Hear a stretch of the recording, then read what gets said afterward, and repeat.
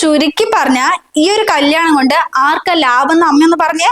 അങ്ങനെ നോക്കുകയാണെങ്കിൽ സ്ത്രീധനം തരും, ശമ്പളത്തിലെ പാതി തരും, വീട്ടിലെ പണി മുഴുവൻ ചെയ്യും, പ്രസവിച്ച് വരുമ്പോൾ ഇഷ്ടംപോലെ സാധനങ്ങൾ കൊണ്ടുവരും, കുഞ്ഞിനെയും നോക്കും. എങ്ങനെ നോക്കിയാലും ലാഭം നമുക്ക് എവിടെ മോനെ? മനസ്സിലാവുന്നുണ്ടോ? എന്നാലും മലയാളല്ലേ പറയുന്നത്? മോളെ ലാഭം ഞങ്ങൾക്ക് തന്നെ, ബാക്കി പറയും മോളെ. അപ്പൊ ഒരു കല്യാണം കൊണ്ട് ആണിന്റെ വീട്ടുകാർക്ക് ഇത്രയും ഉപകാരം ഉണ്ടാകണമെങ്കിൽ ശരിക്കും പറഞ്ഞ നിങ്ങളല്ലേ ഇങ്ങോട്ട് സ്ത്രീധനം അല്ല പുരുഷധനം തരേണ്ടത്. അത് ശരിയാണല്ലോ മോളെ.